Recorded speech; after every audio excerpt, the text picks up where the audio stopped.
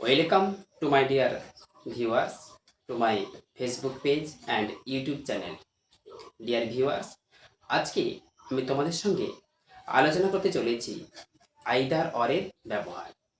Either or এটা হলো একটা কারলেটিভ কনজাংশন। এই আইদার অর যার সহজ বাংলা হলো হয় এটা অথবা ওটা, অথবা ওটা, অর্থাৎ হয় অথবা, এই হলো এর সহজ বাংলা। এই আইদার অরের ব্যবহার আমরা কখন করব?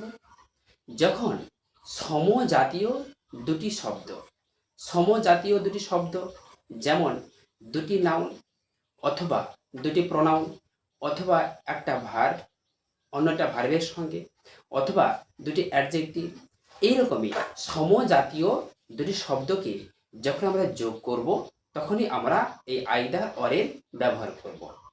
সমজাতীয় দুটি শব্দকে যোগ করার সময় এই সমজাতীয় শব্দের ঠিক আগে আমরা এই আইদার এবং অরকে ব্যবহার করব। ঠিক যেমন করে যদি আমরা একটা উদাহরণ দেখি, either Ram or Robin sings. Either Ram হয় রাম অর রবিন অথবা রবিন সিংস গান করে। বুঝতে পেরেছ?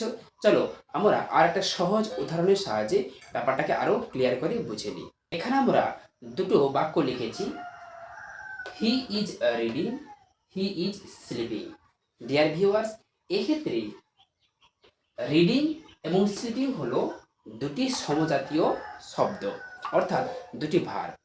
এই দুটো ভার্বকে আমরা যখন আইদার অর দিয়ে যুক্ত করব তখন আমাদের মনে রাখতে হবে এই আইদার অরকে এই রিডিং এবং স্লিপিং এই দুটি শব্দের ঠিক আগে আমাদের বসাতে হবে। যেমন he is either reading or sleeping, either reading or sleeping, এইভাবে আমরা এটাকে জয়েন করব, যার অর্থ দাঁড়ায় সে হয় পড়ছে অথবা ঘুমাচ্ছে। আশা করি তোমরা বুঝতে পেরেছো। যদি তোমাদের ভালো লাগে ভিডিওটা তবে অবশ্যই লাইক এবং শেয়ার করবে।